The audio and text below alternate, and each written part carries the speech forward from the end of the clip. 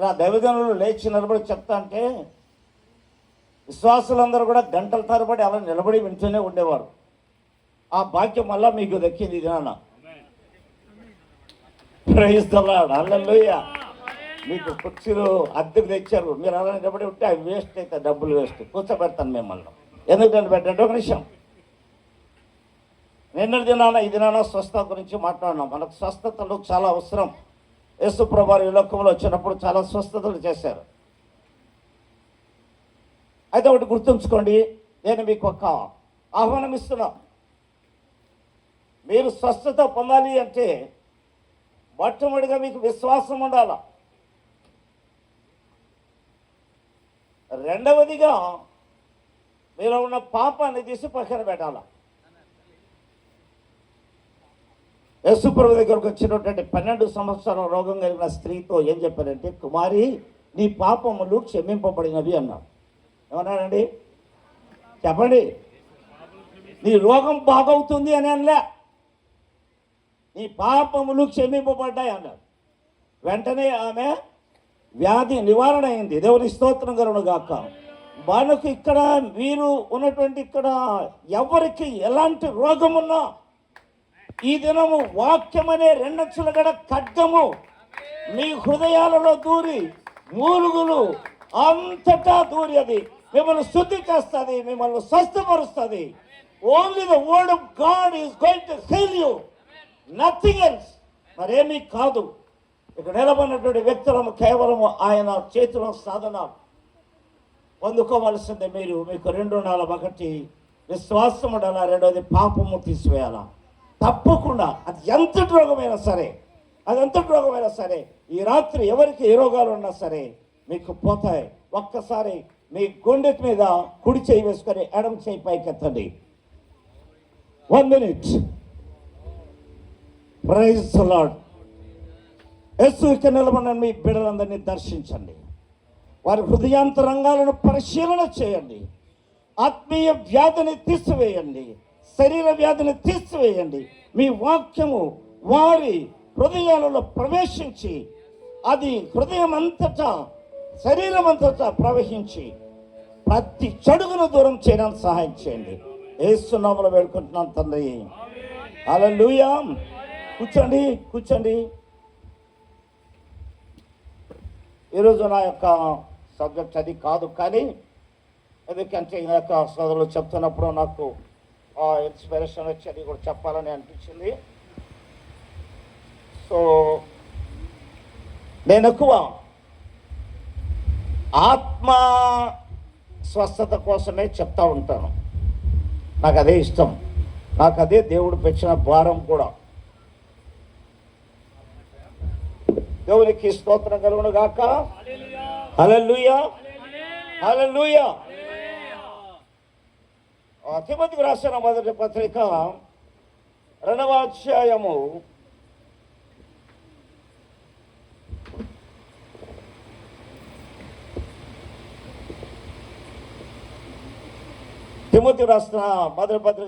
అధ్యాయము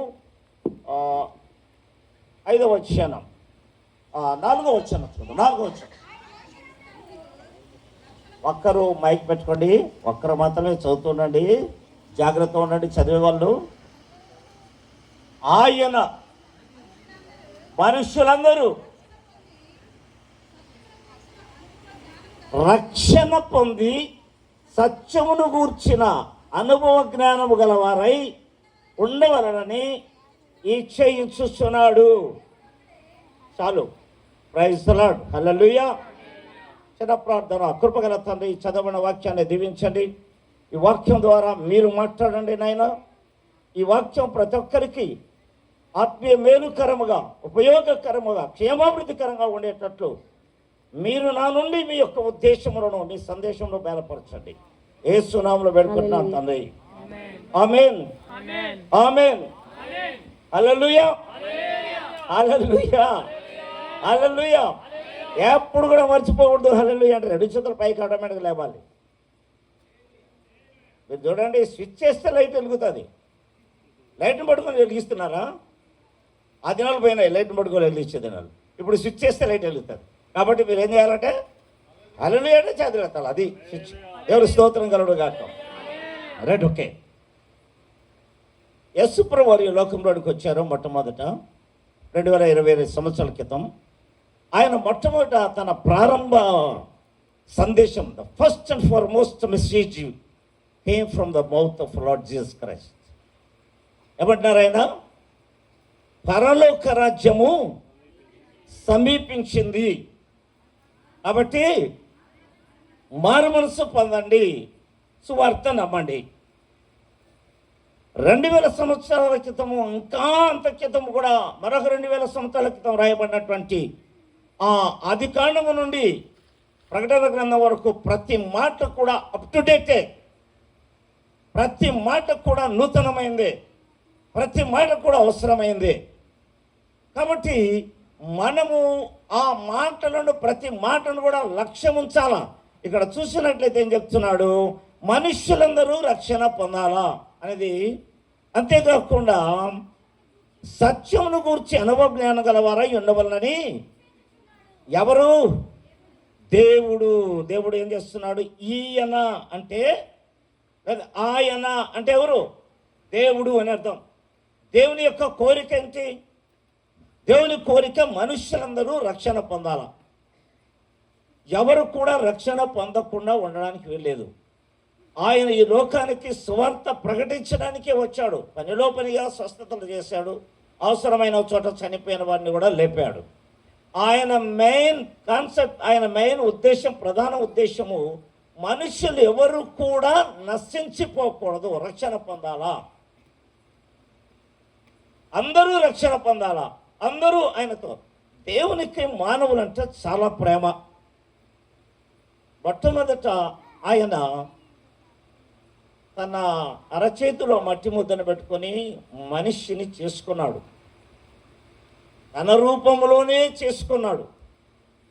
అందువల్ల ఆయన తన రూపంలో చేసుకున్నాడంటే ఇంకా ఎంత ప్రేమో చూడండి, ఆలోచించండి. దేవుడు చాలా ప్రేమిస్తున్నాడు. God is loving. God is loving అనేది ఎప్పుడు, నిన్న నేడు రేపు ఎప్పుడు జరుగుతున్న విషయం. కాబట్టి ఆయన తన రూపం చొప్పున చేసుకున్నాడు. సాధారణంగా పిల్లలు, యవనస్తులు, భార్యాభర్తలకు బిడ్డలు కలిగినప్పుడు ఆ బిడ్డ పుట్టిన వెంటనే ఇంకేమీ చూడరు, ఎవరిలాగా ఉన్నారు అంటారు. ఎవరిలాగా ఉన్నారు? బయటకు వచ్చి, అయ్యా అంత నీలాగానే ఉన్నాడు నీ కొడుకు అంటే, అబ్బో ఈయనకు దృష్టో. ఒకవేళ ఆమె పండుకొని ఏడుస్తూ ఉంటుంది బిడ్డను కానీ, అమ్మ ఎందుకు ఎడుతావు, అంత నీ బిడ్డ నీలాగానే ఉంది అంటే ఇంకా ఆమెకు ఇంకా మరీ సంతోషం. సో దేవునికి తన బిడ్డలంటే మనం అందరం కూడా మన యొక్క ముఖవర్చస్సు, రంగులు వేరుగా ఉన్న మనబడే చాలా ఇష్టమైనకి. దేవుని స్తోత్రం కలుగును గాక. అందుచేత చాలా ప్రేమించాడు. దేవుడు ఎంత ప్రేమిస్తున్నాడో సాతానుడు అంత మనల్ని ద్వేషిస్తూ ఉంటాడు. అంటే ద్వేషం అనేది లోపల దాచుకొని మన మీద ప్రేమ ఉన్నట్టు నటించి వాడు మనల్ని దేవుని నుండి దూరం చేయడానికి ప్రయత్నం చేస్తూ ఉన్నాడు. ఈ క్రమంలో మొట్టమొదట ఆదాము హవ్వను దూరం చేశాడు. దేవుడు మొదట కొంచెం బాధపడినాడు. అదమ్మా ఎక్కడున్నావు, అవా ఎక్కడున్నావు అని చెప్పేసి వారిని చూశారు. ఆ తర్వాత మాట్లాడిన తర్వాత వారిని గద్దించి వారిని చిన్న శాపం ఇచ్చి వదిలేశారు. కానీ ఆయన మళ్ళీ శాపం అంటే ఇస్తున్నాడు, కానీ మళ్ళీ ఆయన మళ్ళీ అది ఆ విషయాన్ని మళ్ళీ మన కయ్యూని జీవితంలో చూసినట్లయితే శాపించాడు మొట్టమొదట, తర్వాత మళ్ళీ వదిలే, తర్వాత జరుగుతుంది అన్నాడు. ప్రతి చోట కూడా చేస్తాడు. కాబట్టి దేవుడు ఎప్పుడు కూడా మానవులను వెంటాడుతుంటాడు. అసలు మనమైన వెంటాడటం కాదు. మనం అనుకుంటున్నాం నేను గుడికి వస్తున్నాను, లేకపోతే నేను ఇంకో చోటుకి వెళ్తున్నాను, మీటింగులకు వస్తున్నాను, నేనేదో దేవుని ప్రేమిస్తున్నాను, నేనేదో ఇస్తున్నాను, నేనేదో దేవుని ప్రేమిస్తాను. నో, ఏమిస్తున్నావు, ఏం చేస్తున్నావు, ఎంతసేపటికి వస్తున్నావు? 10 గంటలకు ఆరాధన అంటే 11కి వస్తుందా? మీటింగ్స్ ఎన్ని గంటలకంటే స్టార్టింగ్? ఇప్పుడు రాత్రి స్టార్టింగ్ 6 అంటే ఎన్ని గంటలకు వచ్చారు? అసలు 6 గంటలకు కుర్చీలన్నీ ఖాళీ, 7 గంటలకు 10 నిండాయి, 8 గంటలకు సగం నిండాయి. అదే నువ్వు దేవుని ప్రేమించేది. దేవుడు ప్రేమించి నువ్వు వచ్చే లోపల నీకు కుర్చీలే ఇచ్చాడు. అది ద లవ్ ఆఫ్ గాడ్. కానీ నువ్వు దేవుని ఎంత ప్రేమిస్తున్నావు? నువ్వు ఆయన మాటలు వినడానికి బెంజమిన్ అయ్య గారిని ప్రేమించి ప్రేరేపించి మీటింగ్స్ పెట్టించి మీరు కింద కూర్చొని వెళ్ళలేరని మీకోసం కుర్చీలు వేయించి మీకు మంచి మైకు మంచి లైటింగు, ఆ తర్వాత ఉట్టి కడుపుతో వెళ్ళకూడదని మంచి భోజనము, ఇన్ని సౌకర్యాలు చేస్తే టయానికి రాలేం, అది ప్రేమిస్తాం. కానీ ఆయన 24 గంటలు ప్రతి నిమిషము నిన్ను కాపాడువాడు, కొనుకడు, నిద్రపోడు. హల్లెలూయా. ఆయన నిన్ను కాపాడాలని కొనుక్కోకుండా నిద్రపోకుండా, అంటే పగలు కునికేది సాధారణంగా పగలు. ఏదో నేను ఆ రాత్రి మీటింగ్ నుంచి వెళ్ళాను చాలా లేటుగా, వద్దన్నే 5 గంటలకి వెళ్ళి వచ్చాను, ప్రార్థనలో ఉన్నాను. మళ్ళీ 7 గంటల నుంచి లేచి చాలా రాజం దూరం వెళ్ళి అక్కడ ఒక మీటింగ్లో పాలు పంపులు పొందాను. అటు నుంచి వచ్చేటప్పుడు కారులో కొంచెం కునికాను, ఎందుకంటే మళ్ళీ ఈరోజు మళ్ళీ రాత్రి అవుతుంది కదా. ప్రార్థన చేసుకుంటున్నాను కూర్చొని, ఎందుకంటే నేను ఎప్పుడు చేరుతానో నా టైమింగ్ ప్రకారం 6 గంటలకు ఎస్కోడ చేరుతాను. డ్రైవర్ మంచిగా 5 గంటలకు తీసుకొచ్చాడు. కానీ కునికాడు, పగలు కునుకడం, రాత్రి నిద్రపోవడం. మనం రాత్రి నిద్ర తక్కువ అవుతుందని పగలు కునుకుతూ ఉంటాం. కానీ నిన్ను ప్రేమించిన దేవుడు పగలు కొనకడం లేదు, రాత్రి నిద్రపోవడం లేదు, అంతగా ప్రేమిస్తున్నాడు. ఎందుకంటే ఆయన ఆల్వేస్ ఎప్పుడైతే తన సన్నిధిని, తన ప్రేమను, తన యొక్క సహవాసాన్ని పోగొట్టుకున్నారో ఆదాము హవ్వలు తిరిగి అదే సహవాసాన్ని, అదే సన్నిధిని, అదే ప్రేమను తిరిగి పంచిపెట్టాలని ప్రతి నిత్యము ఆయన మనల్ని వెంటాడుతున్నాడు. అందుకే దావీదు అంటాడు, నీ కృపాక్షేమములు నా వెంట వస్తున్నాయి అంటాడు. కాబట్టి ఆయన మన వెంట పడుతున్నాడు. మనం అనుకుంటాం మనం దేవుని వెంట పడుతున్నాంలే అని. కాదు కాదు, దేవుని యొక్క ప్రేమను బిడ్డారా, నీ బాధ ఉంటే తీసేయడానికి, నీ రోగం ఉంటే తీసేయడానికి, నీ కష్టం ఉంటే మార్చడానికి ఆయన నిన్ను వెంటాడుతున్నాడు. కాబట్టి ఆయన యొక్క ఉద్దేశం ఏంటంటే ఊరికనే వెంటాడలేదు ఆయన, నువ్వు మళ్ళీ ఆయన స్వరూప్యంలోకి రావాలనేది ఆయన ఉద్దేశం. మళ్ళీ ఆయన రూపంలోకి రావాలా. ఎలా వస్తావు? పౌలు చెప్పాడు, నేను క్రీస్తుని పోలి నడుచుకున్నట్లు మీరు నన్ను పోలి నడుచుకోండి అని. సో మనం పౌలు పోలి నడుచుకుంటే, పౌలు క్రీస్తుని పోలి నడుచుకుంటున్నాడు కాబట్టి మనం దేర్ ఈజ్ ఈక్వల్ టు మనం కూడా క్రీస్తుని పోలి నడుచుకున్నట్టే. దేవుని స్తోత్రం కలుగును గాక. కాబట్టి ఇక్కడ ఆయన ఉద్దేశము మనుషులందరి పట్ల ఒక ఆశ, ఇచ్చయించుచున్నాడు అంటుంది. ఇక్కడ చూసినట్లయితే అనుభవ జ్ఞానం కలిగి ఉండవలనని ఇచ్చయించుచున్నాడు, కోరుకుంటున్నాడు. కోరిక మన మీద ఆయనకు ఒక కోరిక. ఏంటి ఆ కోరిక అంటే రక్షణ పొందాలా, రక్షణ పొందాలనేది ఆయన కోరిక. రక్షణ పొందడమే కాదు, సత్యమును కూర్చిన అనుభవ జ్ఞానం కూడా తెలుసుకోవాలా. ఎందుకు ఇదంతా ఎందుకు? ఇదాక అధ్యక్షుల వారు చెప్తూ ఇంతవరకు జరిగిందంతా కూడా దీనికోసమే అని చెప్పారు. ఇది ఎందుకు ఈ వాక్యము, ఎందుకు ఈ ప్రసంగం? ఏదో మాకు గొంతు బాగుందని, లేదా మాకు వాక్యం తెలుసను, లేదా మైకు పట్టుకుంటే కూడా కొసేపు ఏదో డ్యాన్స్ చేయాలని కాదు. నో, అది దేవుని ఉద్దేశం కాదు. నిజానికి నాకు ఈ 72వ సంవత్సరంలో ఇంత నిలబడి, గట్టిగా నిలబడి, ఇంత రెస్ట్ లేకుండా ఉండే అవకాశము లేదు, అవసరం కూడా లేదు. కానీ ప్రాణమున్నంత వరకు ఆయన మాటలు ప్రకటిస్తూనే ఉండాలనేది నా ఆశ. ఇంకా నా కోరిక ఏంటంటే ఇలా ప్రకటిస్తూ ప్రాణం విడిస్తే చాలా బాగుంటుంది అనుకుంటాను ఎప్పుడు కూడా. అంతకంటే మంచిదేముంది? రక్షణ పొందాలి. ఎందుకు ఈ వాక్యం ఎలా చెప్తున్నా అంటే, ఇవన్నీ ఎందుకు చెప్తున్నా అంటే, వాక్యం విని ఏం చేయాలా? అనుభవ జ్ఞానం, ఎక్స్పీరియన్స్ లైఫ్, అనుభవ జ్ఞానము, ఎక్స్పీరియన్స్డ్ నాలెడ్జ్. ఏంటంటే రక్షణ గురించి. ఏంటి రక్షణ? వాటి రక్షణ అంటే ఏంటి? రక్షణ అంటే కృపారక్షణ కాదు. రక్షణ ప్రతి వారికి. ఆ కృపారక్షణను మా బెంజమిన్కి ఇచ్చినాడు, మనకందరికి కూడా రక్షణ ఇచ్చినాడు. మనము రక్షణ పొందుకున్నాం చాలామంది ఇక్కడ, కొందరు ఇంకా పొందుకోలే. సడన్గా ఇప్పుడు ప్రస్తుతం చాలా భయంకరమైన దినాలలో ఉన్నాం మనం. మీరు హ్యాపీగా ఉన్నారు, నవ్వుతూ ఉన్నారు, కానీ నవ్వెంత హ్యాపీ లేదు ప్రస్తుత పరిస్థితులు. భయంకరమైనటువంటి పరిస్థితులు ఉన్నాయి. ఆ పరిస్థితులలో నుండి మనము వేరు చేయబడి ఎత్తబడమే రక్షణ పొందడము. ఈ యొక్క బాధలు, కష్టాలు, ఒకవేళ ఆ యుద్ధము మన మీదకి వస్తే ఆ యుద్ధంలో ఉక్రెయిన్లో చచ్చినట్టు మనం చస్తే, రక్షణ లేకుండా చస్తే నువ్వు పరలోకానికి వెళ్ళవు, మధ్యాకాశానికి వెళ్ళవు, నరకమే. అది ఉండకూడదని దేవుని ఉద్దేశం. మానవులందరూ రక్షణ పొంది అనుభవ జ్ఞానంలో ఉండాలని ఆయన ఇచ్చేయించుతున్నాడు, ఆయన కోరికది. కాబట్టి రక్షణ పొందాలంటే ఇచ్చేయాలా? అపొస్తలుల కార్యం 2వ అధ్యాయంలో కనుక చూసినట్లయితే, మీరు ఎవరు తిప్పొద్దులండి, 2వ అధ్యాయంలో చూసినట్లయితే భక్తుడైనటువంటి అపొస్తలుడైనటువంటి పేతురు పరిశుద్ధాత్మ శక్తి పొందుకున్నాక ఒక గొప్ప ప్రసంగం చేశాడు. ఆ ప్రసంగం చేస్తుంటే ఆ ప్రసంగం వింటూ వింటూ వింటూ వింటూనే అనేకులు రక్షింపబడ్డారు. అక్కడ లెక్క ఉంది 3,000 మంది అని. రక్షింపబడాలి. కాబట్టి ఎలాగంటే వాళ్ళు రక్షింపబడిన తర్వాత వాళ్ళందరూ మనసులలో మార్పు కలిగింది. అప్పుడు పేతురులకు ప్రశ్నిస్తున్నారు, అయ్యా మేము ఏం చేయాలో చెప్పండి, వాట్ కెన్ వి డూ?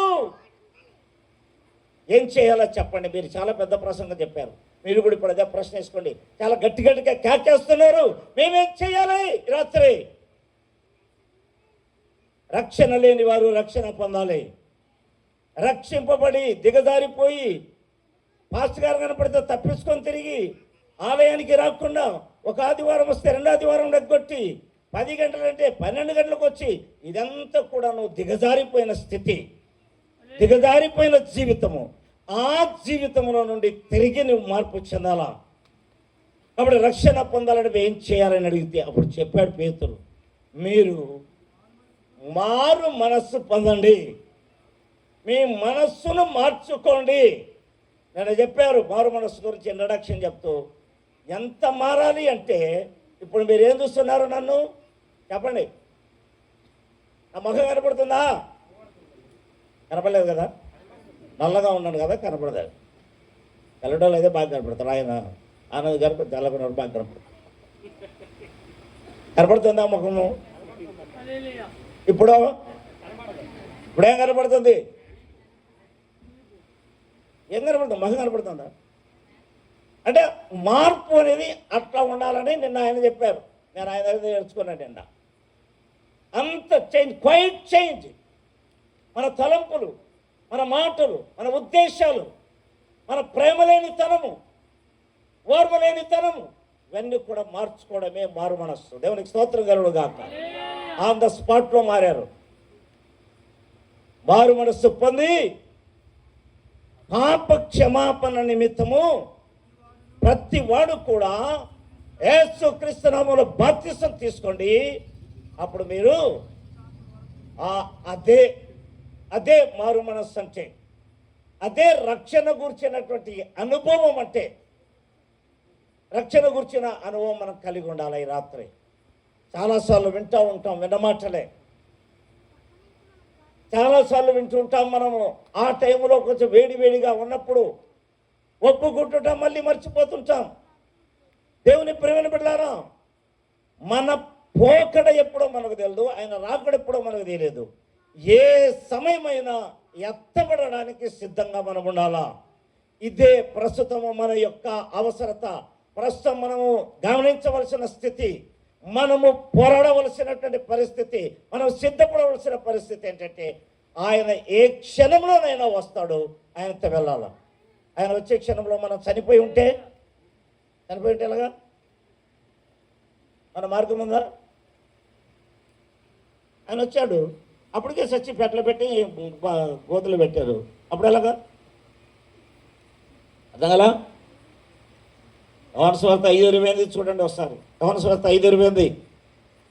దీనికి ఆశ్చర్యపడకుడి, ఒక కాలము వచ్చుచున్నది. దీనికి ఆశ్చర్యపడకుడి, ఒక కాలము వచ్చుచున్నది. ఆ కాలమున సమాధుల్లో నున్న వారందరూ ఆయన శబ్దము విని మేలు చేసిన వారు జీవ పునరుత్థానానికి, కీడు చేసిన వారు తీర్పు పునరుత్థానానికి బయటికి వస్తారు. దేవునికి స్తోత్రం కలుగును గాక. హల్లెలూయా, హల్లెలూయా. వస్తారా అందరూ? ఎవరిబడి అందరూ మేలు చేసిన వారు, కీడు చేసిన వారు. మేలు చేయడం అంటే రక్షణ మారు మనసు పొంది యేసుక్రీస్తును అనగా మేలైనటువంటి రక్షకుని అంగీకరించడము మేలు చేసిన వారు. కీడు చేసిన వారంటే ఇక ఆ మేలును వదులుకొని జీవించే వాళ్ళు కీడును అనుభవించినట్లే, అనుసరించినట్లే. వీళ్ళందరూ బయటకు వస్తారు, తర్వాత తీర్పు ఉంటుంది. దాని సంగతి మళ్ళీ నేను ఇంకా కొంచెం ముందుకు వెళ్ళిన తర్వాత చెప్తాను. ఇప్పుడు మనము యేసుక్రీస్తు లేకపోతే దేవుని యొక్క తండ్రి కుమారుని యొక్క ఉద్దేశము లేకపోతే కోరిక, ఇచ్చ ఏంటి అంటే ఏంటిది? ఏంటి? అందరూ రక్షింపబడాలి. రక్షింపబడి అనుభవ సత్యమును గురించి జ్ఞానంలోకి రావాలా అనేది ఆయన కోరిక.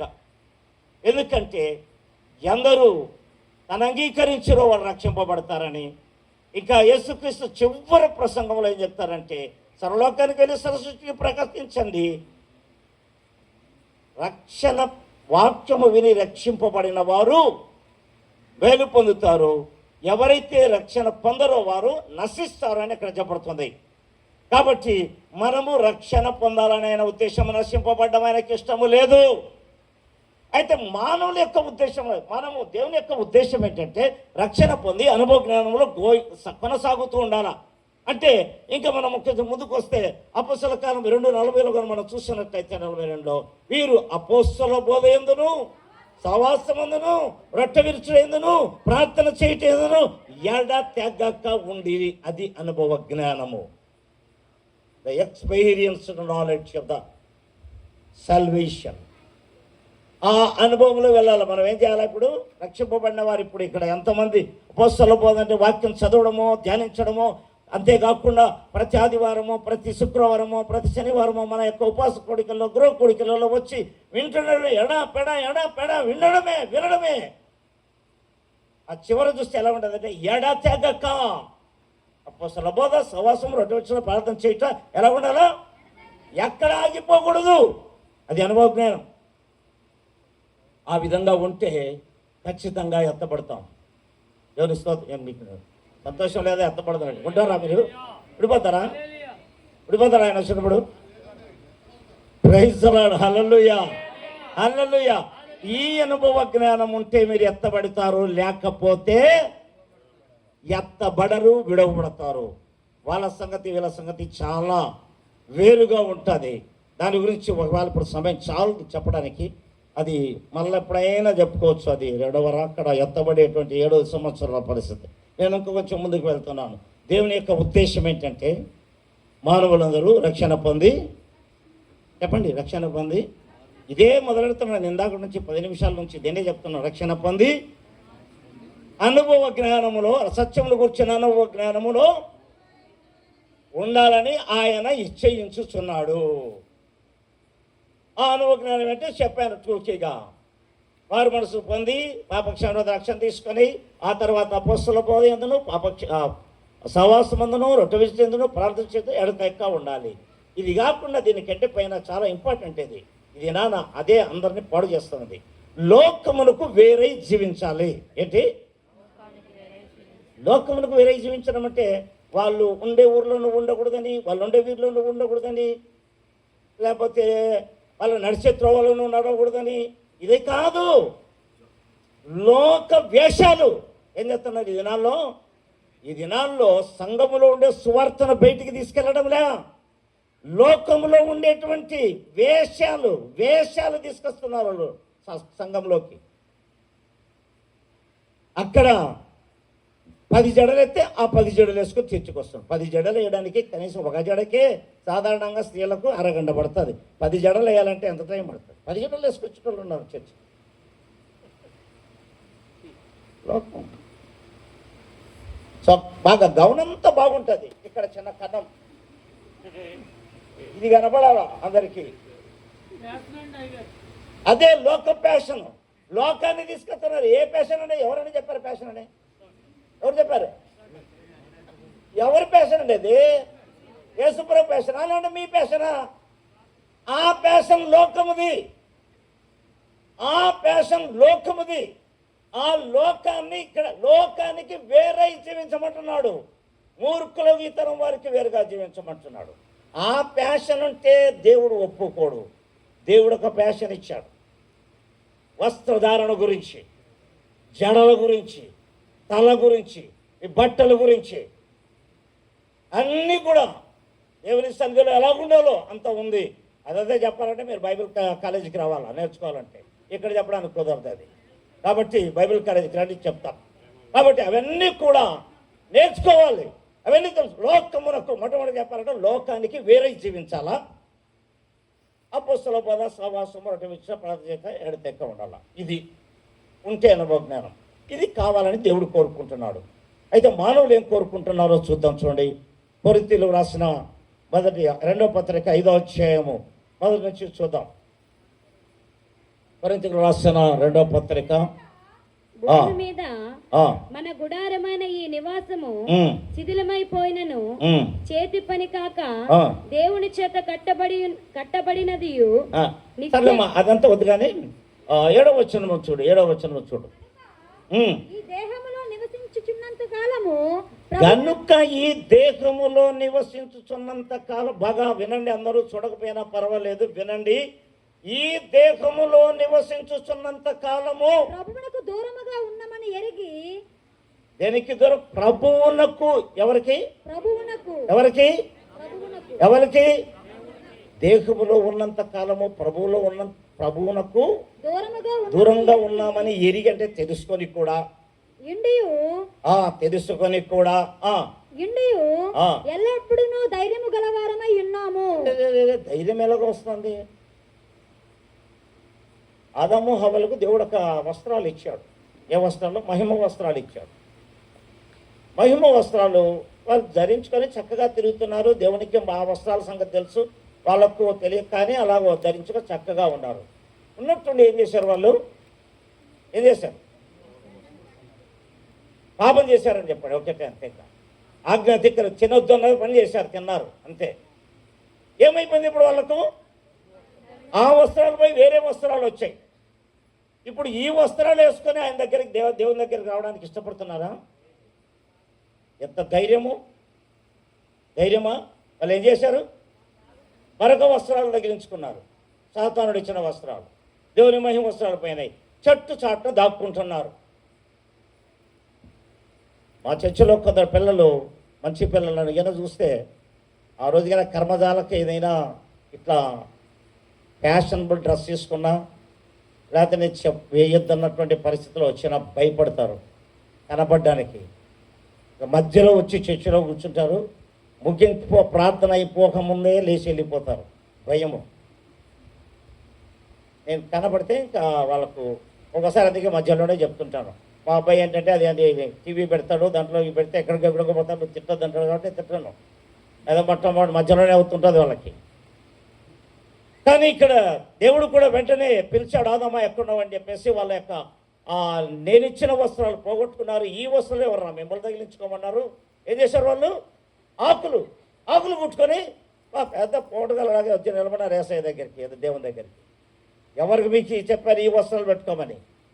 మనం అలాగే దేవుడిచ్చిన వస్త్రాలను, లేకపోతే దేవుడిచ్చిన మహిమను, దేవుడిచ్చిన క్రమశిక్షను, దేవుడిచ్చిన క్రైస్తవ సంఘ పద్ధతులను విడిచి లోక పద్ధతులను అనుసరిస్తూ ఉంటాం. మనం లోకాన్ని తీసుకొస్తుంటాం చర్చలోనికి, లోకాన్ని సంఘంలోనికి తీసుకొస్తుంటాం. లోకమునకు విరోధమైంది. అందుకే యాకోబు 4:4 చెప్తాడు, వ్యభిచారిణులారా, ఈ లోక స్నేహము దేవునికి విరుద్ధమైందని మీకు తెలియదా అంటాడు. వాళ్ళ పేరేం పేరు పెట్టాడు తెలుసా? వ్యభిచారిణులారా అంటాడు. ఈ లోక స్నేహం, ఈ లోకం వేసిన బట్టలు, ఈ లోకం వేసినటువంటి వేషాలు, అవన్నీ దరిద్రం నాయన. చెప్పుకుంటే నాకు చూస్తే ఒళ్ళు వాంతికి వస్తుంది. ఒక్కోసారి వాడు వేస్తాడు ఒకడు ప్యాంటు, అది ఇక్కడికి ఉంటుంది, అంతా సరిగి ఉంటుంది. అదేదో పెద్ద 10,000 20,000 ప్యాంటు కుట్టించుకున్నంతగా ఫీల్ అయిపోతూ ఉంటాడు. నాకు తెలుసుకుంటే చెప్తే తనేది వెనక్కి దిగి అలాంటివి గుడ్లు వేసుకొని వస్తారు. గుడికి రావట్లేదు అలాంటి వాళ్ళు. దేవుని స్తోత్రం. మన క్రైస్తవ పిల్లలు లోకంలో చేసే పనులన్నీ ఇళ్ళల్లో చేస్తున్నారు. లోకంలో చేసే పనులు చుట్టూ మళ్ళీ ఇబ్బంది ఏదో ఒకటి కొంపటి దగ్గర ఇచ్చుకున్నట్టే పైన ఏంటది మూగడు పూర్వకాలంలో మట్టి మూకట్లు ఉండేటివి, ఇప్పుడు లేవు అవి. సట్లు అంటారు కదా, సట్టి అది తగిలించుకున్నట్టు ఉంటుంది. ఇదంతా ఎక్కడిది? అది ఉందా ఇక్కడ? లోకముది, అదంతా లోకముది. కాబట్టి లోకములకు వేరే జీవించాలా అని చెప్పాడు. కాబట్టి ఇలాగా జీవించమంటే అది వినకుండా అలా జీవిస్తూ ఇక్కడ దేహంలో ఉన్నంత కాలం నిశ్చంత కాలం ప్రభువునకు దూరముగా, అంటే చేయొద్దని పని చేస్తే దూరమే కదా, దూరముగా ఉన్నామని తెలిసి కూడా మళ్ళీ ధైర్యముగా ఉంటున్నారంట. ఇట్లు ధైర్యము కలిగి ఈ దేహమును విడిచిపెట్టి ప్రభువునతో నివసించుటకు ఇష్టపబ్బా. మన ఇష్టం దిశ ఎలా ఉందో, దేవుని ఇష్టం ఎలాగుంది? రక్షణ పొంది, మారుమనసు పొంది, బాప్తిసం తీసుకొని, వాక్యం చదువుకుంటూ, సహవాసం చేస్తూ, అయ్యగారి దగ్గర చెప్పిన మాట వింటూ, సంఘ పరిస్థితులు లోబడి జీవిస్తూ అలా కొనసాగితే, అలా ఉండాలని దేవుడు ఇష్టపడుతుంటే మనమేం చేస్తున్నామంటే ఈ దేహంలో ఉన్నంత వరకు ఆయనకు వ్యతిరేకంగా చేస్తూ, ఆయన చెప్పిన మాటలు వినకుండా, ఆ గుడికి సరిగా రాకుండా, పాటలు పాడకుండా, ఇంక ఏదేదో వెళ్ళి కూడా చాలా చేయకుండా కూడా ధైర్యమే, మళ్ళీ ధైర్యమే. ధైర్యంగా ఉండి ఇంకా ఈ లోకంలో ధైర్యంగా ఉంటే ఉన్నారులే, పోయి పత్తపోయింది. మళ్ళీ ఏం కావాలంటే వాళ్ళకు ఏం కావాలంట? దేవుని దగ్గర నివసించడానికి ఇష్టపడుతున్నారట. ఎక్కడ నివసిస్తారా? దేవుని దగ్గర ఉంటారా లొట్టలు? ఈ లోకంలో వాళ్ళ పేర్లు పెడితే వ్యభిచారులారా, మీరు ఈ లోక స్నేహం దేవునికి వైరమని చెప్పి పేరు పెడితే అలాంటి నేను వచ్చి నీ దగ్గర ఉంటానంటే ఒప్పుకుంటారా? ఒక వ్యభిచారి వచ్చి మన ఇంట్లో, ఎవరంటే అవని, మన ఇంట్లో ఒక పర్సనే వ్యభిచారి అయ్యింది, మళ్ళీ మన ఇంట్లో ఉండాలంటే మనం ఒప్పుకుంటామా? మనమే ఒప్పుకోము కదా. దేవుడు ఒప్పుకుంటాడా? వ్యభిచార పనులు చేసి ఈ దేహంలో ఉన్నంత వరకు ఇష్టానుసారంగా తిని తాగి బూతులు, సరస్వతులు, పోకిరి మాటలు, ఇలాంటి మాటలు మాట్లాడి, ఇష్టానుసారమైన డ్రెస్సింగ్ చేసుకొని, ఇష్టానుసారమైన మేకప్లు చేసుకొని, ఇష్టానుసారంగా జీవించి ప్రభువుకు దూరమైనామని కూడా తెలిసి ఈ లోకంలో జీవిస్తూ చచ్చిన తర్వాత మళ్ళీ ఏం కావాలంటే వీడికి ఏం కావాలమ్మా? పరలోకం కావాలంట. వస్తే న్యాయమా? ఇది వస్తుందా? కుదరదు. చెప్తున్నాను ఇక్కడ. కావున దేహమందున్నను దేవుని విడిచినను ఆయనకి ఇష్టమై ఉండవాలని పౌలు చెప్తున్నాడు. అయ్యా, మీరంతా చాలా రాంగ్ థింకింగ్ చేస్తున్నారు. దేహములో ఉన్నా సరే, దేహం విడిచిపెట్టినా సరే ప్రభువునకు ఇష్టమై ఉండాలా. ఇక్కడ నిలబడి ఉన్నా సరే, ఈ దేహం పెట్టులో పెట్టి భూమిలోకి పోయినా సరే దేవునికి ఇష్టమైన శరీరం రాది అని చెప్పగలగాల. ఏం చేద్దాం? మాకు పాస్టర్లో ఒకసారి అబద్ధమాడుతుంటాం, చాలా భయంకరం ఉన్నప్పుడు. బాగా తాగిపోయినాడు, తెచ్చిట్టాడు, పెట్టులో పెడతాడు. ఎవరి స్తోత్రం! మన అయ్యగారు ఇప్పుడు ఎక్కడున్నారు? తాగపోతే అయ్యగారు ఎక్కడున్నారు? దేవుని దగ్గర ఉన్నారు. చాలా అలా చెప్పకపోతే వాళ్ళు ఓడుకోరు. నేను ఒకసారి ఎందుకు మధ్యస్థంగా చెప్తుంటాను, ఈ చనిపోయిన వ్యక్తి ఇక్కడ లేడు, మరి ఎక్కడో ఉన్నాడు ప్రస్తుతానికి అని చెప్పేసి అంటుంటాను. నేను మాత్రం పరలోకంలో ఉన్నాడని మాత్రం చెప్పనే చెప్పాను, ఎక్కడో ఉన్నాడనే చెప్తాను, ఎప్పుడు చెప్పను. ఇలాగ ఉండి ఇలాంటి వాళ్ళు అక్కడ ఇలాగ ఒకవేళ ఇలాగ జీవించిన వాళ్ళు, నీతిగా జీవించిన వాళ్ళు ఇద్దరు కూడా చనిపోతారు. ఆయన వచ్చే లోపల చనిపోయారు చాలామంది.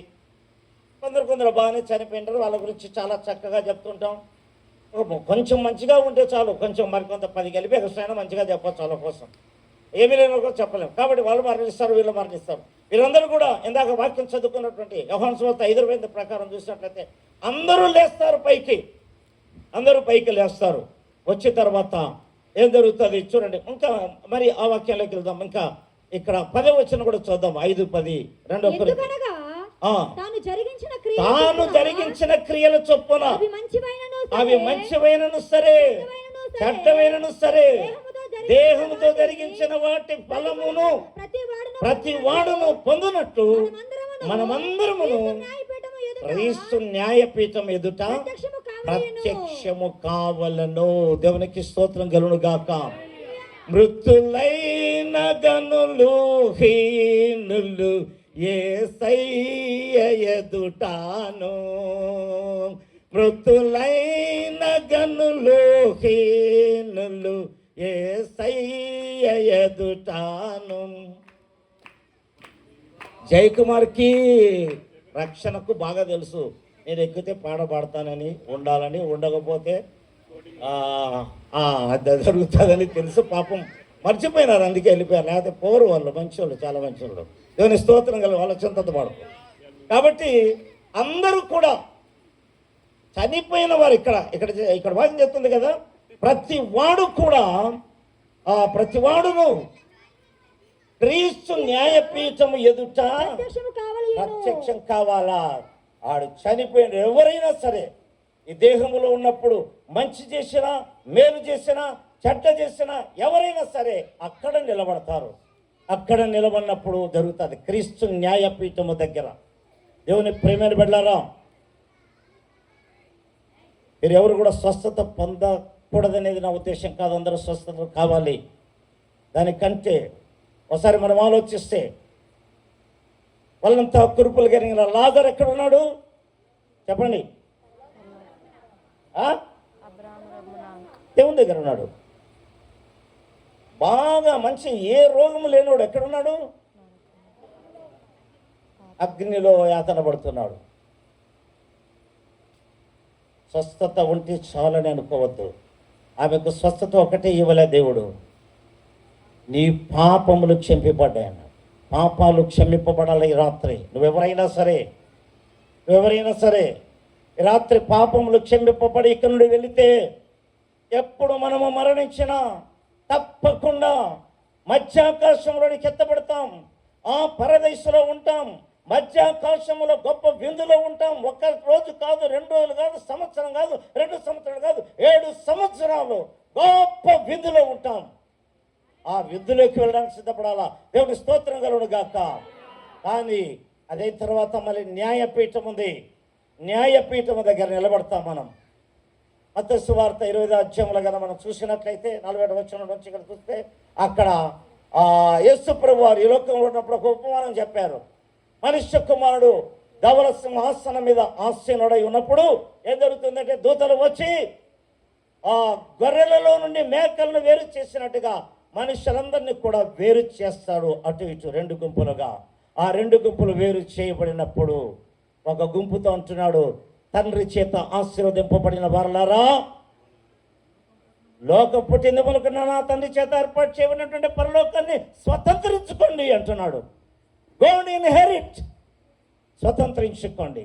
మరొక గుంపుతో అంటున్నాడు, శపింపబడిన వారలారా. అది పేరు మొదటి గుంపుతో అన్నాడు, ఆశీర్వదింపబడిన వారలారా అన్నాడు. ఆశీర్వదింపబడిన వారలారా, నా తండ్రి ఇంట్లో వెళ్ళి మీరు ఉండండి. అది మీ సొంత ఇల్లు, అది మీ సొంత ఊరు, అది మీ సొంత గ్రామము, అది మీ సొంత పట్టణం, అక్కడ ఉండండి. శపింపబడిన వాళ్ళారా, మీకు అది కాదు. సృష్ట్యాది మొదలుకొని అపవాదికిని వారి దూతలకును ఏర్పాటు చేయబడిన నిత్య అగ్నిలోనికి పొడి. రాత్రి ఏ గుంపులో ఉంటాం? గొర్రెల గుంప, మేకల గుంప? గొర్రెల గుంప, మేకల గుంప? ఏ గుంపులో ఉంటే నువ్వు దేవుని దగ్గర ఉంటావని అర్థమవుతుంది. ఏమైనా ప్రేమైన బిడ్డలారా, ఇక్కడ చూసినట్లయితే క్రీస్తు న్యాయపీఠం ఎదుట మనమందరము కూడా బ్రతికినా సరే, మరణించినా సరే. ఇందాక చదువుకున్న వాక్య భాగాన్ని మరోసారి జ్ఞాపకం చేసుకొని మళ్ళీ ఇక్కడికి వద్దాం. ఏంటి? ఒక కాలం వచ్చిన దీనికి ఆశ్చర్యపడకూడదు. సమాధిలో ఉన్న వారందరూ, మేలు చేసిన వారు, పిడి చేసిన వారు లేస్తారు. మేలు చేసిన వారు ఏమో జీవం పొందుతారానికి, పిడి చేసిన వారు తీర్పుకు వెళ్తారని చెప్పారు. కాబట్టి అక్కడ ప్రారంభమవుతుంది ఆ తీర్పు. కాబట్టి ఆ తీర్పులో మనం నిలబడగలగాల, ఆ న్యాయపీఠంలో మనం నిలబడగలగాల. మనము మేలు చేసిన వారముగా జీవించాలి ఈ లోకంలో. మేలంటే రక్షణ పొంది సత్యంలో గురించి జ్ఞానంతో ముందుకు వెళ్ళడమే మేలు చేయడము. ఆ విధంగా ఉండేటట్టు మనల్ని మనం చూసుకోవాలి. కాబట్టి ఇక్కడ మనం ఇంకా ముందుకు చూసినట్లయితే ఈ న్యాయపీఠం ఖచ్చితంగా ఒక 2-3 విషయాలు నేను మీతో చెప్తున్నాను, జ్ఞాపకం పెట్టుకోండి. ప్రతి క్రైస్తవుడికి న్యాయపు తీర్పు జరుగుతుంది. నువ్వు మరణించి సమాధిలో ఉంటే బయటికి లేపి నిలబెడుతున్నాడు. ఒకవేళ ఇలాగే ఉంటే ఇలాగే తీసుకెళ్తున్నాడు. అందరికీ న్యాయం అనే న్యాయపీఠం అనేది ఉంది. రెండవదిగా మనము చూసినట్లయితే ఆ న్యాయపీఠము యేసుక్రీస్తు వచ్చినప్పుడు జరుగుతుంది. ఆయన చెప్పాడు, యోహాను సువార్త 14:3 చూసినట్లయితే, నా తండ్రి ఇంటి అనేక నివాసాలు ఉన్నాయి, నేను మరలా వచ్చి మిమ్మల్ని తీసుకుని వెళ్తాను, సిద్ధంగా ఉండండి, మరలా వస్తానన్నాడు. ఆ వచ్చినప్పుడు జరుగుతుంది. ఆ వచ్చినప్పుడు ఏమవుతుందంటే ఈ సంఘము ఎత్తబడుతుంది. సంఘం ఎత్తబడిన తర్వాత అనగా నీతిమంతులుగా ఉండి చనిపోయి లేచిన వారు, నీతిమంతులుగా ఉండి బ్రతికి ఉన్నవారు, ఈ రెండు కలిసి పైన ఉంటారు. కీడు చేసి చనిపోయిన వారు లేచి భూమి మీద విడబడతారు, బ్రతికున్న వారు భూమి మీద విడబడతారు. అప్పుడు న్యాయము వారి వారి క్రియలను బట్టి, వారు చేసిన ప్రతి కార్యమును బట్టి వారికి తీర్పు ఉంటుంది, వారిని బట్టి తీర్పు ఉంటుంది. ఆ తీర్పు తీర్చేవారు ఎవరంటే యేసు క్రీస్తు. దేవునికి స్తోత్రం కలుగును గాక. ప్రకటన గ్రంథం 20:11 మనం చూసినట్లయితే అక్కడ ఉంది చూడండి, సింహాసనం మీద ఆయన సింహాసనాసీనుడై ఉన్నాడు. ధవలమైన మహాసింహాసనము, దాని యందు ఆసీనుడై ఉన్న ఒకరిని చూచి తిని. ఆ ఒకడెవరంటే యేసు క్రీస్తే.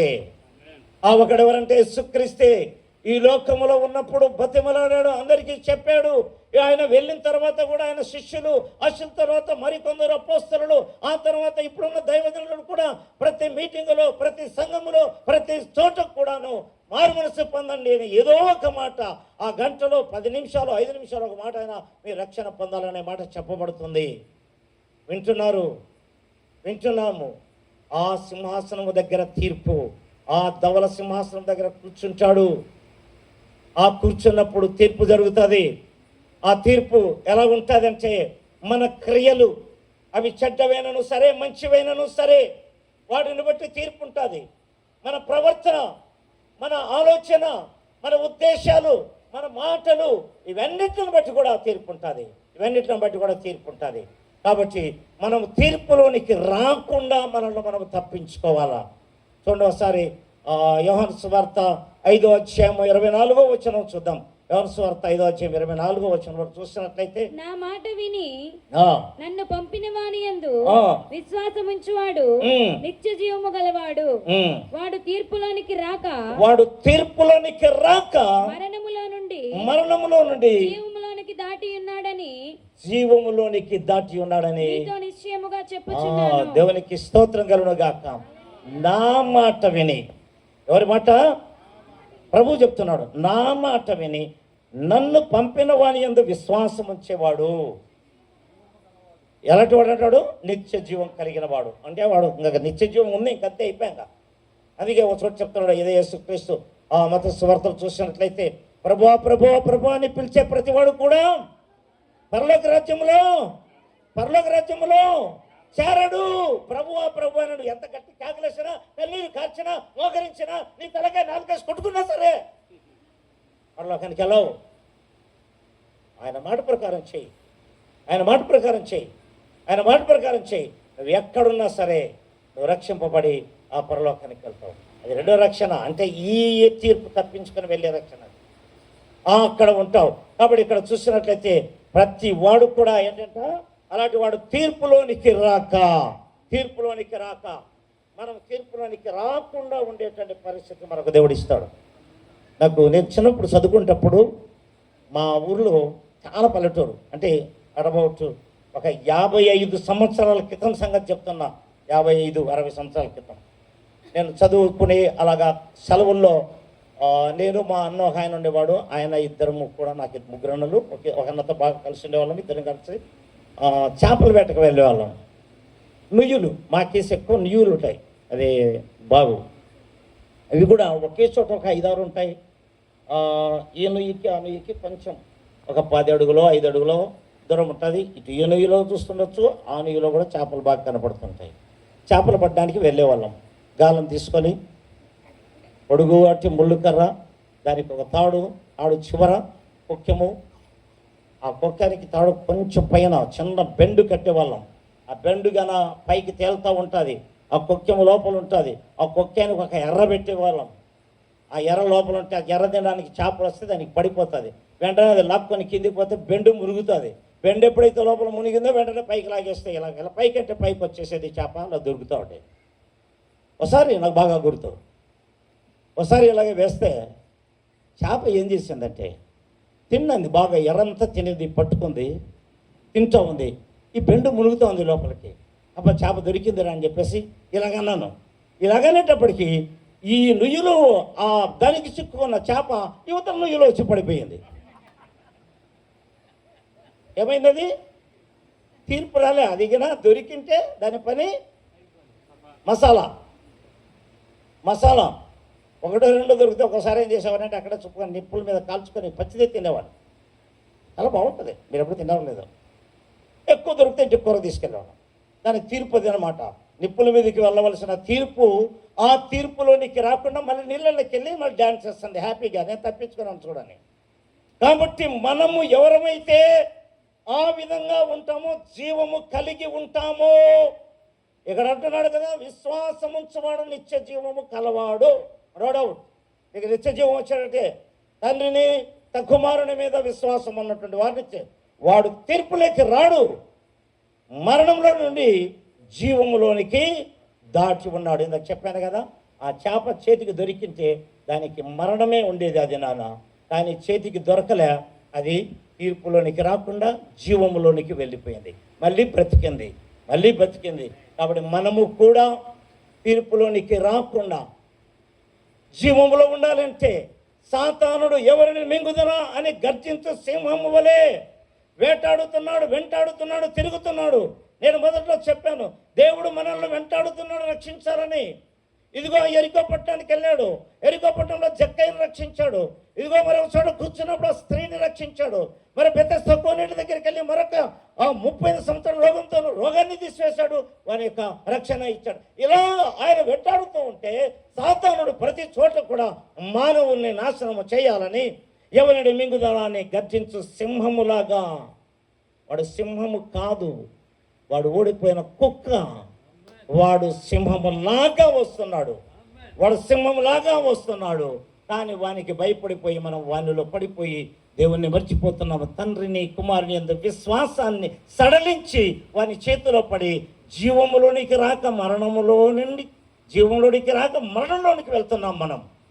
మనకిచ్చిన పిలుపు ఏంటంటే మరణములోనికి రాకుండా, తీర్పులోనికి రాకుండా, మరణము నుండి జీవంలోనికి రావాలనేది మన పిలుపు. మనం ఏం చేస్తున్నామంటే చాలాసార్లు లోకములో కలిసిపోయి దేవుని మాటలు వినకుండా, దైవజనుని మాటలు లెక్క చేయకుండా, ప్రార్థనలు రాకుండా, దేవుని యొక్క మాట ప్రకారం జీవించకుండా, ప్రభు అంటే సరిపోతుంది అని అనుకుంటూ జీవంలోనికి రాకుండా మరణంలోనికి వెళ్ళిపోతున్నారు. సాతాను వలలో పడిపోతున్నారు. కాబట్టి దేవుని యొక్క ప్రేమను బిడ్డలారా, ఈ రాత్రి కాలము దేవుడు మీకు చెప్తున్నాడు, పిలుస్తున్నాడు. మీరందరూ కూడా రక్షణ పొంది ఎలా ఉండాలట? రక్షణ పొంది ఆ సత్యం గురించి అనుభవ జ్ఞానంలో అలా కొనసాగుతూ ఉండండి. రేపో మాపో మనమన్నా చావచ్చు, ఆయనైనా రావచ్చు, ఏదో ఒకటి జరుగుతుంది. మనము ఆ మరణంలో నుండి జీవంలోనికి వెళ్ళే పరిస్థితి మనకు వస్తుంది.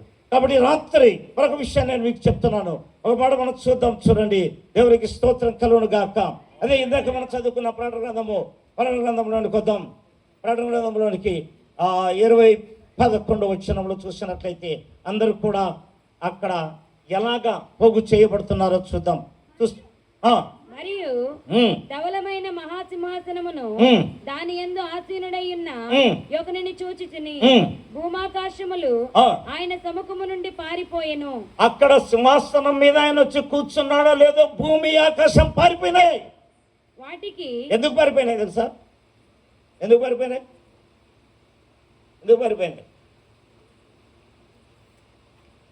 అవి భూమి ఆకాశము దేవుని చేత సృష్టింపబడ్డాయి కాబట్టి ఆయన ఎందుకు వచ్చాడో అవి తెలుసుకున్నాయి.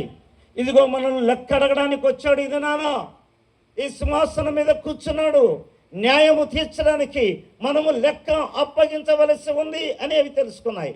అవి లెక్క తీసుకురావడానికి వెళ్ళిపోయినాయి. ఆ లెక్క తీసుకొని వచ్చినప్పుడు చూడమ్మా, భూమి ఆకాశంలో వాటికి నిలువ చోటు కనబడకపోయెను.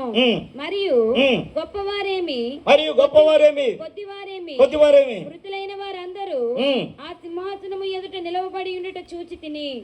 అప్పుడు మృతులైన గనులు హీనులు యేసయ్య ఎదుటాను, మృతులైన గనులు హీనులు యేసయ్య ఎదుటాను ప్రతి వారు నిలచి యుందురు బ్రతికి నారీతిగనే ప్రతి వారు నిలచి యుందురు బ్రతికి నారీతిగనే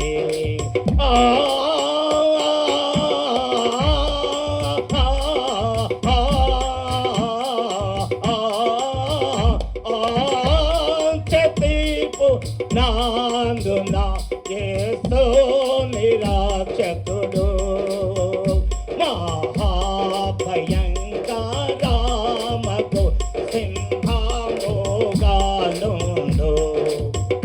మహాభయంకరామకు సింహముగానుండు. Praise Lord. థాంక్యూ బాబు. అందరూ కూడా నిలబడి ఉంటారు అక్కడ. మృతులైన వారందరూ, గనులు హీనులు, వీళ్ళందరూ కూడా వచ్చి నిలబడతారు అక్కడ. ఆయన తీర్పు తీరుస్తుంటే న్యాయపీఠం దగ్గర వారి వారి క్రియలను బట్టి వారికి తీర్పు జరుగుతూ ఉంది. భూమి ఆకాశం పరిగెట్టింది, సముద్రం పరిగెట్టింది. ఆయన దగ్గర నుంచి సముద్రం పరిగెట్టి వస్తా లెక్క తీసుకొచ్చింది. ఇదిగో సముద్రంలో అదిగో ఆ రోజు స్నానానికి వచ్చి ఇన్ని వందల మంది, సరదాగా బీచ్కి వచ్చి ఇంతమంది మంది, లవ్ ఫెయిల్ అయిపోయి ఎందరూ అన్ని లెక్కలు తీసుకొచ్చి లెక్క అప్పచెప్తున్నాయి. అక్కడ భూమి ఎలా లెక్క చెప్పేపింది. ఇదిగో నా భూమిలో ఎంతమంది పాతి పెట్టారు, ఇందులో సూసైడ్ కేసులు ఎన్ని, మామూలు చనిపోయిన వాళ్ళు ఎన్ని, మరొకరు చంపబడిన వారు ఎన్ని, ఇవన్నీ కూడా లెక్క చెప్పారు. అందరూ కూడా మృతులైనటువంటి వారందరూ, గనులు హీనులు అందరూ కూడా యేసయ్య దగ్గర నిలబడినట్టుగా మనం చూస్తూ ఉంటున్నాం. ఇంకా చదవమా. అప్పుడు గ్రంథములు విప్పబడ్డాయి, మరియు జీవ గ్రంథమును వేరొక గ్రంథము కూడా విప్పబడింది. ఆ గ్రంథముల యందు రాయబడి ఉన్న వాటిని బట్టి తమ క్రియల చొప్పున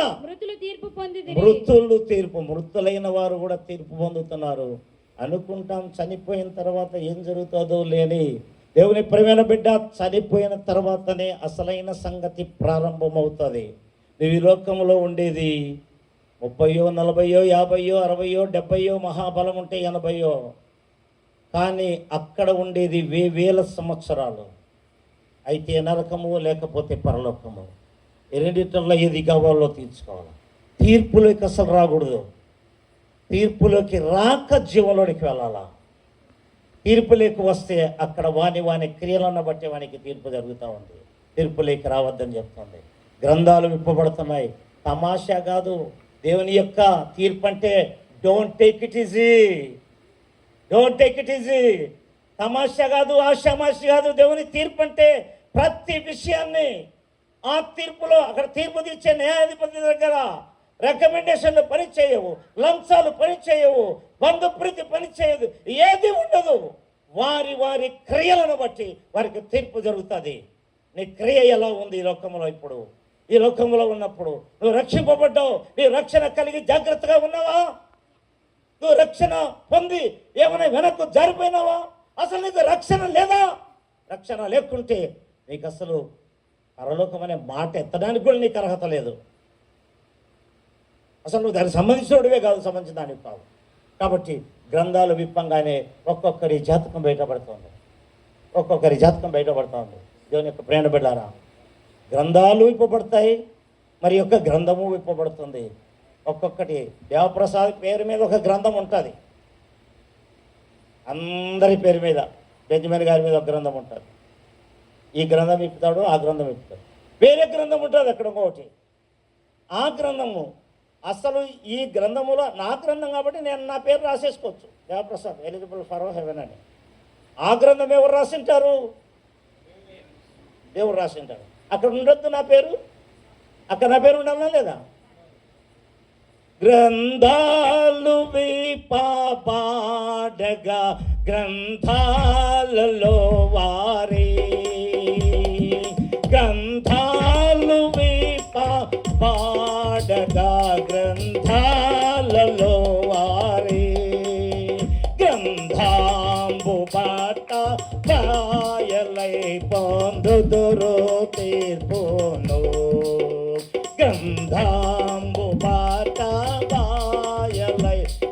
పొందుదురు తీర్పును.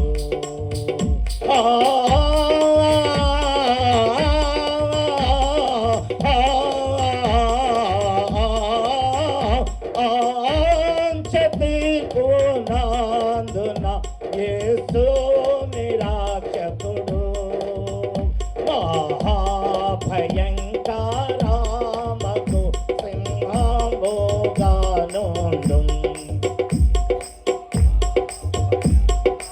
రామగు సింహముగానుండు. ఆయన న్యాయపీఠము, దాని పేరే న్యాయపీఠము. కోర్టు అంటే ఏదో అందరూ కలుసుకునేస్తాం. It is not a righteous court. ఈ లోకంలోనే ఏ కోర్టు కూడా నీతి కోర్టు అని ఎక్కడ పేరు లేదు. దానికి ఒక్కదానికే న్యాయ పీఠం అనేది. అక్కడ తీర్పు ఇలా ఉంటుంది. గ్రంథాలు విప్పినప్పుడు గ్రంథాల్లో ఉన్న జాతకం అంతా ఏదో ప్రసంగం చేసినాడు వెనకడ చూస్తే వాడు సంగతి ఇలా ఉందా అని అక్కడ కనపడుతుంది అనుకోవచ్చు, అమ్మో అని. కానీ ఆ గ్రంథము చూస్తాడు, ఆ గ్రంథం చూస్తాడు. సరే, ఎవడో ఈ దేవప్రసాద్ పేరు చెడిపేసి రాస్తుంటారు. ఒకసారి నేను చిన్నప్పుడు చదువుకునేప్పుడు ఏ అనుభవం కూడా నాకు ఉంది. హోంవర్క్ రాయమంటే హోంవర్క్ రాసి అక్కడ పెడితే అన్ని నోట్బుక్లు పెట్టేవాళ్ళము. ఒకడు వచ్చి ఏం చేసేవాడంటే నాకు ఇష్టం లేనాడు, నాకు ఫస్ట్ మంచి ఘనత అంటే మెచ్చుకుంటాడని నా పేజీని ఇలా గీసేసేసి మూసేసి వెళ్ళిపోయేవాడు. భాస్కర్కి తెలుసు కదా దేవప్రసాద్ ఎక్కడో. ఏమరా నువ్వు బాగా రాసుకొచ్చినావు, దీని మీద ఎందుకున్నా ఇలా గీతలు కొట్టుకున్నావు? అయ్యా ఈసారి నేను కాదండి పెట్టేసింది, నేను బాగానే రాసుకొచ్చి పెట్టాను. ఎవర్రా అంటే అప్పుడు దొరికిపోయేవాడు. అప్పుడు భయం ఎక్కువ.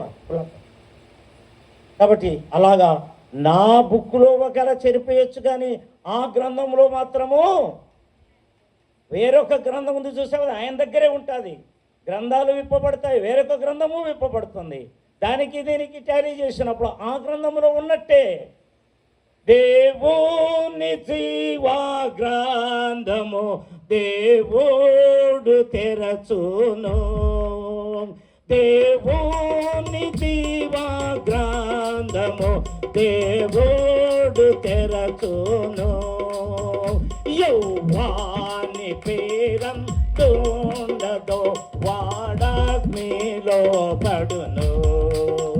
యౌవాని పేరం తోండదో వాడగ్నిలో పడును.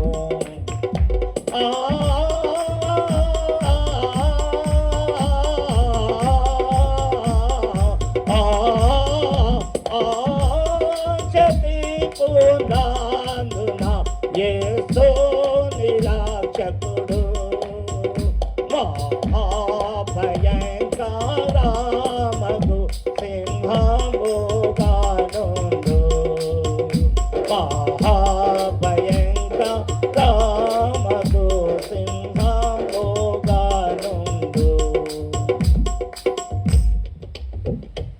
ఇప్పుడు వచ్చేటప్పుడు ఆయన తీర్పు సింహాసనం మీద న్యాయపీఠం మీద కూర్చున్నప్పుడు సింహములాగా. ఈ మధ్య ఒక పుకారు వచ్చింది, మేము జామ్యాలో మీటింగ్స్ జరిపిస్తుంటే వేసుకోవడం దగ్గరలో పులి తిరుగుతుందని. పులి తిరిగిందో గిలి తిరిగిందో తెలియదు, కానీ మొత్తానికి మా ఇంట్లో పనిచేసే పనమ్మ ఇంతకుముందు 7 గంటలకు వచ్చి పని చేసుకుని వెళ్ళిపోయేది. ఒక 5-6 రోజుల నుంచి 9 గంటలకు వస్తుంది పనికి. ఏమమ్మా అంటే ఆడ పులి తిరుగుతుంది అంటండి అంట. ఆ అమ్మకు బాగా దొరికింది, బాగా మంచి సెలవు దొరికింది చాలామందికి పని.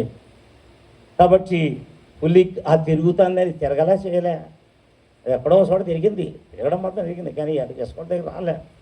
పుట్టారు ఇదిగో పులి అంటే అదిగో పులి అంటారు కదా అలాగా అయిపోయింది. ఇదిగో పులి అదిగో పులిని చూసి ఎంత భయపడుతున్నారు. రేపు ఆయన సింహాసనం మీద సింహంలాగా కూర్చుంటాడు.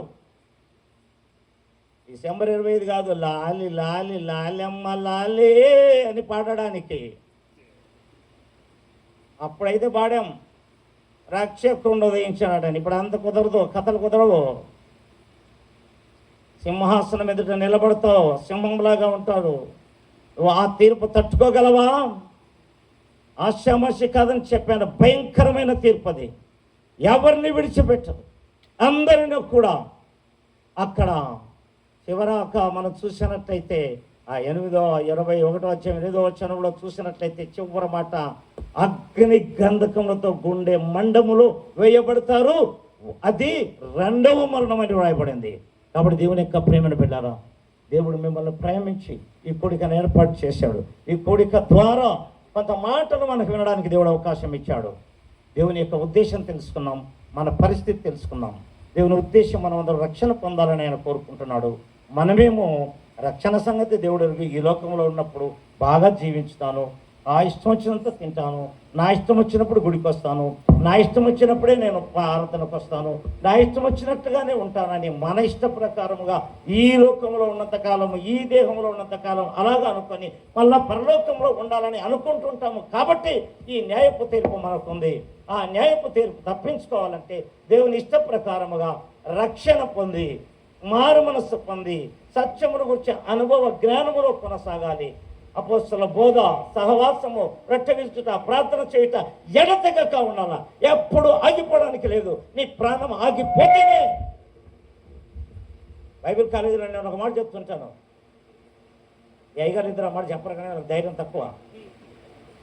ఒక మాట చెప్తున్నాను, మీరు ఇక్కడ ఉన్నారు కొంత బైబిల్ కాలేజీ మానడానికి వీల్లేదు. ఎప్పుడు మానాలా మాట అన్నమా, నువ్వు సస్తే మాను, బతుకుంటే మాత్రం మానకూడదు. 2 సార్లు చచ్చిపోయింది కదా.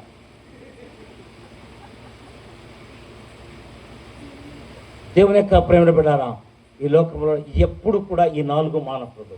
దీని పైగా లోకానికి ఎప్పుడు కూడా మనం అనుబంధంగా ఉండకూడదు. లోకానికి వేరే జీవించాలా. అపోస్తల వాక్యం వినాలా. వాక్య ప్రకారంగా నడుచుకోవాలా. ప్రార్థన చేయాలా, ఎడతెగక చేయాలా. ఆ విధంగా జీవిస్తూ ఉంటే ఆ న్యాయపీఠం దగ్గరికి రాకుండానే మరణంలో నుండి జీవంలోనికి వెళ్తాం. ఒకవేళ అలాగ ఉండకుండా అన్నీ తెలుసుకొని మరి మనిష్ట ప్రకారంగా జీవిస్తూ ఉంటే తీర్పులోనికి వస్తావు. తీర్పులో నుండి ఆ తర్వాత మరణము, అది 2వ మరణంలోనికి వెళ్తావు. అది కావాలా, ఇది కావాలా. ఈ రాత్రి ఆలోచన చేసుకోండి దేవుని యొక్క ప్రేమ బిడ్డలారా. ఈ రాత్రి ఆలోచన చేసుకోండి. దేవుడు నేను ప్రేమించి మీ యొక్క కూడికను పెట్టాడు. అలాగా రక్షణ పొంది, మారు మనస్సు పొంది, ఆ సత్యం గురించి నవజ్ఞానంలో నడుస్తావో, లేకపోతే ఈ దేహంలో ఉండి సంతోషించి చిట్ట చివరికి అగ్నిపాలవుతావో నీవే నిర్ణయించుకో. This is your time, this is your place. అదిగో వాడు ధనవంతుడు ఉండవలసినప్పుడు ఉన్న చోట, అడగవలసినప్పుడు అడగకుండా, అడగవలసిన వ్యక్తిని అడగకుండా ఎక్కడో పాతాళములో ఉండి అక్కడ అడుగుతున్నాడు, అయ్యా నన్ను రక్షించని. No chance. ఇది టైం రక్షణ పొందడానికి, నన్ను రక్షించని అడగడానికి ఇదే టైం. లేచి నిలబడదాం, దయచేసి అందరూ కూడా లేచి నిలబడదాం. ఒకసారి మీతో మీరు చెప్పుకోండి, కళ్ళు మూసుకోండి. ఆవింతులు, చేతులు ఇవన్నీ కూడా తర్వాత, పద్ధకాల తర్వాత. Just fold your hands. చేతులు ఎత్తద్దు, ఇలా ముడుచుకోండి. ప్రార్థన చేయండి. ఒక 2 నిమిషాలు, నేను ముగించేస్తున్నాను. 2 నిమిషాలు ప్రార్థన చేయండి. బాబు, హలో, నువ్వు కూడా వెళ్ళొద్దు, నువ్వు కూడా చేతులు వద్దు, వదిలి ఎడైనా పర్లేదు, ఎదురుగాని చేతులు. నువ్వు కూడా చాలా ముఖ్యం. నీ రక్షణ అలాగుంది, ఇప్పుడు తెలుసుకోవాలి. చేతులు జోడించి ప్రార్థన చేయండి. చేతులు జోడించి ప్రార్థన చేయండి అందరూ. ప్రభువు కోరినట్టుగా రక్షణ పొంది సత్యం గురించి నవజ్ఞానంలో ఉన్నామా? ఆయన కోరిక ప్రకారంగా, లేదంటే మన కోరిక ప్రకారంగా ఈ లోకంలో ఉన్నట్టుండి మన ఇష్టానుసారంగా జీవించి మళ్ళీ పరలోకానికి వెళ్ళామని కోరుకుంటున్నారా? ఎలాగా ఉంది నీ కోరిక? ఎలా ఉంది నీ కోరిక? నువ్వు ఇంకా రక్షణ పొందకపోయినట్లయితే, ఎవరైనా రక్షణ పొందలేని వారు ఉంటే రక్షణ పొందడానికి ఆపలు ఒప్పుకోండి. ప్రభు, నేను మరణిస్తే నాకు మరణము, 2వ మరణము, నరకము, అది వద్దునైనా అని చెప్పుకోండి.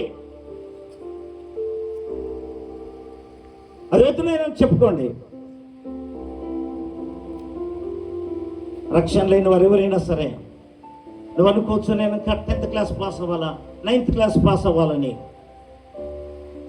7వ తరగతి దాటితే రక్షణ పొందాలని నేను బోధిస్తూ ఉంటాను.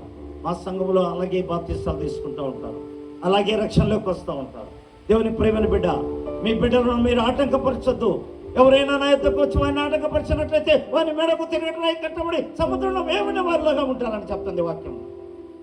చిన్న బిడ్డలను ఆటంకపరచొద్దు, వారిని తృణీకరించొద్దు. బిడ్డలారా, రక్షణ కావాలంటే ఇదే సమయం, ఇదే సమయం. నాకు రెండవ మరణం వద్దు, నరకం వద్దు అని అనుకునే వాళ్ళు, నాకు రక్షణ కావాలని ఖచ్చితంగా కోరుకునే వారు ఎవరైనా ఉంటే మీ చేతి చూపించండి.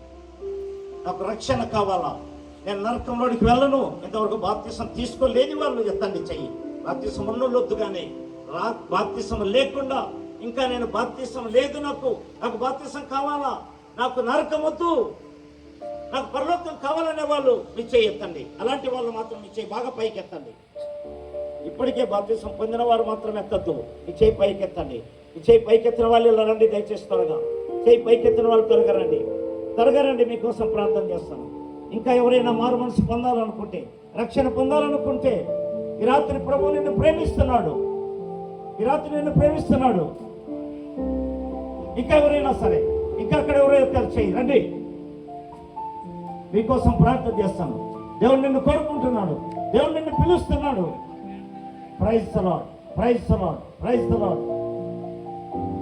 గ్లోరీ, హల్లెలూయా, హల్లెలూయా, హల్లెలూయా.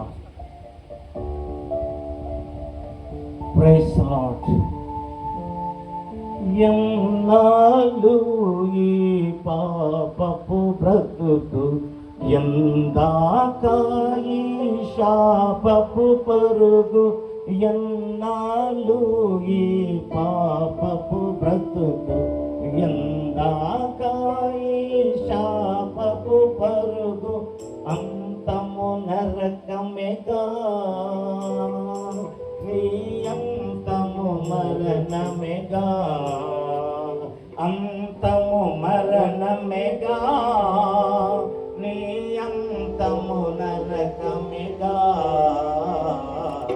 రక్షణ పొందితివా, నిరీక్షణ పొందితివా.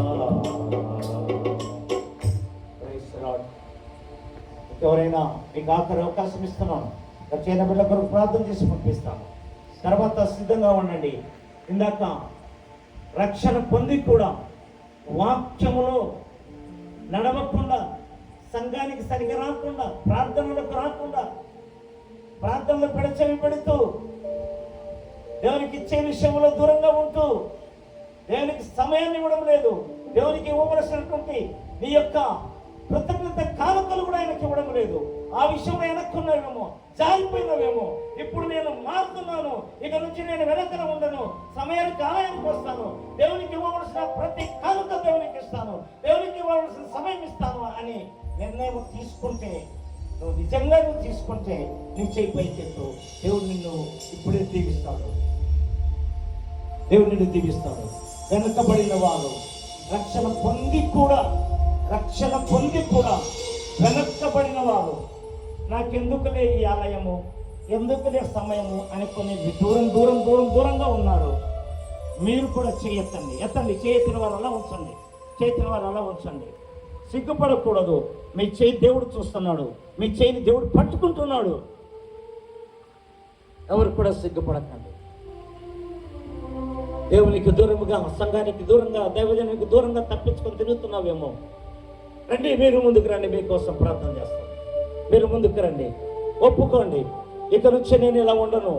అమ్మారా, ముందుకు రండి, వారు రండి, చేయించిన వారు వచ్చేయండి. ప్రైజ్ ది లార్డ్, ప్రైజ్ తల్లి, నువ్వు కూడా ప్రైజ్ ది లార్డ్. అమ్మా రండి, ఆ చేయి చూపించనమ్మా, రండి, చేయి చూపించనమ్మా, రండి, మీకోసం ప్రార్థన చేస్తాను.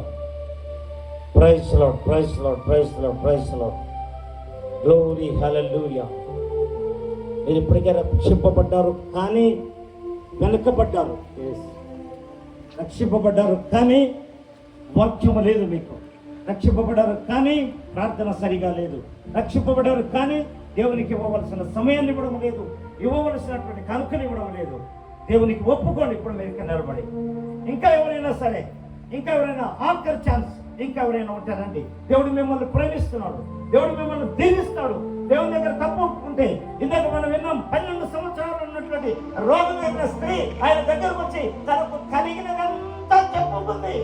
చెప్పుకుంటేనే ఆమె దీవింపబడింది, చెప్పుకుంటే ఆమె రోగం పోయింది, చెప్పుకుంటే ఆమె విశ్వాసం పెరిగింది, చెప్పుకుంటే ఆమె పాపి నుండి నీతిమంతురాలైంది. నువ్వు చెప్పుకో ఇప్పుడు, నువ్వు చెప్పుకో ఇప్పుడు, మారు. ఎంతకాలం అలాగ ఉంటావు? Praise the Lord, praise the Lord, praise the Lord. A man of God will come and pray these people. This man is accepted Jesus Christ right now.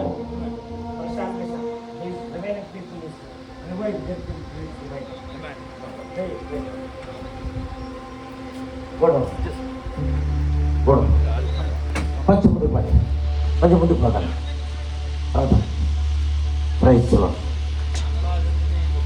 Jesus, hallelujah. I speak a new life on him. Thank Amen. you, Lord, he has accepted the one and only Savior as his personal Savior and Lord. Praise the Lord. Thank you, Lord. What a wonderful life he is going to lead. It's the chance, it's a wonderful privilege that he has received of Thank us. you. Thank you, Lord. You have accepted him as your child, and you have made him holy. You have made him righteous in the name of Jesus. Thank you, Lord. Thank you for all what you have done for him. Thank you for all what you have accomplished on the cross of Calvary. Amen. Amen. Father, I bless this dear man. Amen, Jesus.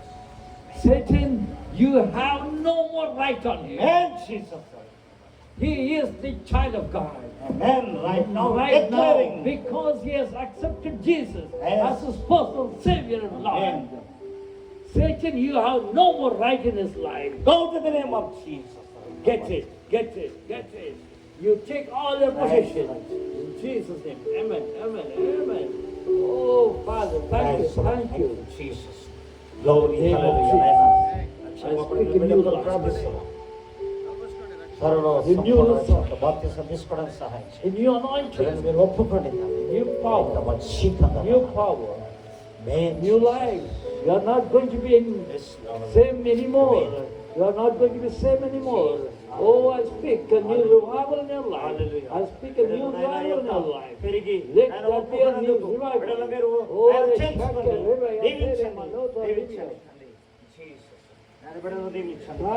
Narayana వీరిని చిన్నతనం నుంచి రక్షణలో నడవడానికి తల్లిదండ్రులు ప్రోత్సహించండి. ఇప్పటి నుంచి రక్షింపబడడానికి సహాయం చేయండి. ఆయన బిడ్డలు కూడా త్వరలో రక్షణలోనికి నడవడానికి సహాయం చేయండి. You can get out of the addiction what you have. But you couldn't. సంపూర్ణంగా But మార్చబడి you couldn't. ఎవరికి Right లోబడు, now, I ఎవరికి speak లోబడు, the grace of our నిరంతరము Lord. దేవుని కొరకు జీవించడానికి ఇష్టపడు. Right now, I speak the grace of our Lord Jesus Christ upon you. Get rid. Get rid of the addiction what you have. Amen. In Jesus' name. Amen. Amen. Amen. Praise. అందరూ చప్పట్లు కొట్టండి గట్టిగా బిడ్డల కొరకు. Praise the Lord. Praise the Lord. Praise the Lord. Praise the Lord. You are blessed. Mic అధ్యక్షుల వారికి అప్పగిస్తాను. అందరం